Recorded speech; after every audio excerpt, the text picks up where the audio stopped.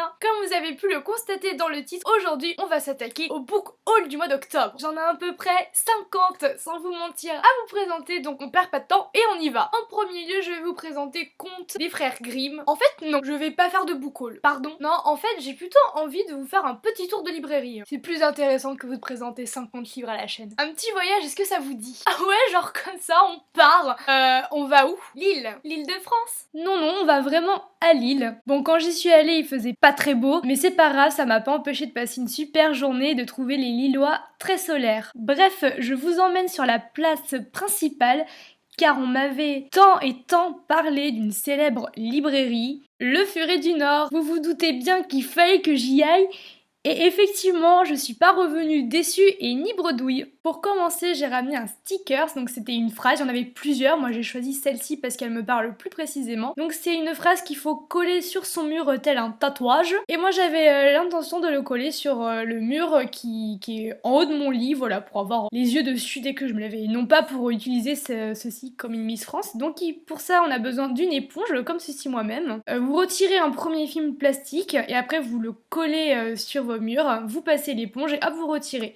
Alors dit comme ça paraît super simple, mais en fait c'est un peu plus compliqué et plus galère que ça n'y paraît. Mais le résultat est sympa, voilà, il y a juste quelques lettres qui sont un peu de travers parce qu'il fallait les retravailler et je colle pas droit, c'est un fait. Le résultat est sympa au final, surtout quand on a des étoiles et qu'on a des draps en étoiles, c'est plutôt agréable de se réveiller le matin et même de s'endormir avec cette phrase dans la tête. Je referai pas parce que je trouve ça galère et puis le but c'est pas non plus de parsemer mon mur de plusieurs phrases, une ça suffit, c'est sobre, mais l'idée est sympa, si ça vous plaît en tout cas, n'hésitez pas à la reprendre. Le deuxième achat que j'ai effectué se porte sur ce cahier un peu particulier puisqu'il s'agit d'un cahier d'exercice pour écrire son histoire, vu que ça s'appelle Raconte ton histoire et à la fin c'est merci cher carnet de croire en moi.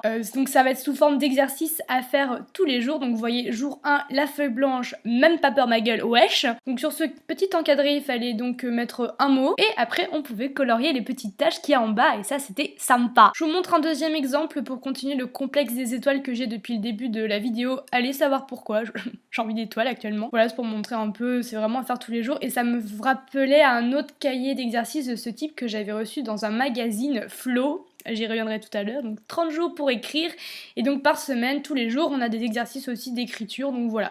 Donc c'est pas dans le but, pour ma part, d'avoir un réel projet de roman, mais c'est plutôt pour me faire plaisir et voilà, juste écrire pour me faire plaisir, tout simplement. Donc j'avais besoin de ce genre de petit cahier d'exercice. Ensuite, je me suis acheté une bonbonnière. Chouette, pour mettre des bonbons. Alors calme ta joie parce que c'est absolument pas pour ça. Cet achat a été motivé dans le but d'avoir une book jar, donc c'est un projet. La book jar, je la retrouve dans plusieurs chaînes et je trouve ce principe pertinent. Pertinent pour les personnes qui, comme moi, ont une palle énorme, donc une pile à lire. Pour vous représenter, j'en ai, allez, 300 je pense, encore, j'ai pas encore compté. Et j'aimerais qu'en 2016, pouvoir mettre donc tous les titres sur des papiers que je mettrai dans cette bonbonnière qui sera donc la book jar. Et tous les mois, je piocherai un ou deux papiers et je serai donc dans cette obligation entre guillemets de lire les livres que j'ai sélectionnés et pour pouvoir justement désengorger entre guillemets ma pile à lire qui est énorme. J'aimais beaucoup ce modèle, il est certes peut-être petit par rapport à tout ce que j'ose mettre dedans par la suite, mais le petit ruban rose avait son petit effet. Voilà, c'est mon petit côté girly. Donc, pas de bonbons. C'est mieux pour la ligne. La Mare aux aveux, donc c'est un album jeunesse que je voulais depuis mais des mois et des mois parce que c'est un album que j'aime énormément. Tout simplement parce que j'adore l'histoire, j'adore la raconter, j'adore la lire, j'adore l'écouter, j'adore les illustrations.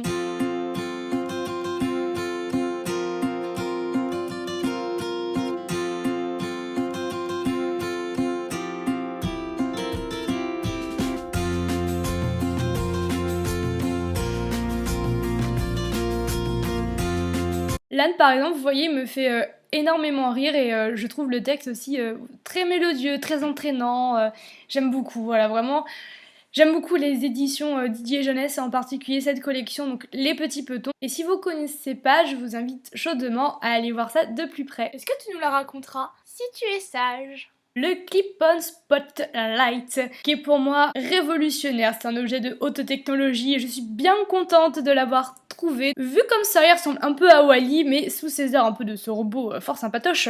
C'est tout simplement une lampe de lecture. Pour moi, une lampe de lecture révolutionnaire. Donc il suffit de tourner donc ce petit bouton là au bout, voilà, cette petite tournette, je sais pas comment ça s'appelle, pour allumer votre lampe qui éclaire bien, fortement, j'ai envie de dire. Hein. Ça offre un éclairage, vous savez, c'est pas la petite lumière jaune qui éclaire pas beaucoup, non là c'est une bonne lumière blanche qui éclaire bien la page. Et comment cela se place, me direz-vous, ce qui d'ailleurs est une très bonne question. Donc vous voyez ce petit encochement, hop, c'est pour ouvrir les jambes entre guillemets de Wall-E, que vous placez en fait tout simplement sur votre lunette. Démonstration avant, avec la lumière vous n'allez pas voir, mais en réalité ça éclaire très bien cette partie là, pas très bien sur le bas, il faut toujours un peu manipuler à gauche, à droite, hop, pratique mais un peu lassant à la fin. Après, si je le mets comme ça va suivre vraiment ma tête et voilà, je peux lire partout. Surtout quand on lit avec ceci et qu'on a un grand format, ça va vraiment pas sur les, vous savez, les 4 dernières lignes, on les voit pas. Là, comme ça suit le prolongement de ma tête, c'est parfait. Avant, après, avant, après. Ouais, enfin t'as l'air con avec. Avant, après, avant, après. Non mais laisse, je pense qu'on l'a perdu là. Avant de partir, j'ai réussi à avoir ces 4 marque-pages magnétiques parce que je trouve ça plus pratique le magnétique. Je les aimais beaucoup parce qu'ils sont assez discrets, en plus c'est vraiment fait pour chaque utilisation. Donc là par exemple mon bouquin, donc c'est mon bouquin de chevet que je lis actuellement, le point de rupture que je vous conseille, qui est pas forcément très game et qui est sympa. Mon magazine, donc Flo, voilà, je reviens sur Flo, ce fameux magazine dont était tiré le cahier d'exercice là, 30 jours pour écrire. Et Flo, pourquoi je vous l'ai mis aussi, c'est pas que pour vous montrer qu'on peut mettre mon magazine de magnétique. Je vous recommande fortement ce magazine pour tous les créatifs, les amoureux des mots, de la création, pour vous faire du bien en fait, voilà, c'est plus qu'un magazine, je pense que même c'est carrément un magazine artistique qui vous propose toujours des choses vraiment sympas juste pour vous faire du bien, et je suis fan à fond de ce magazine là, voilà, Flo. Mon journal, donc bon bah là j'ai choisi le Courrier Picard juste pour l'exemple, voilà.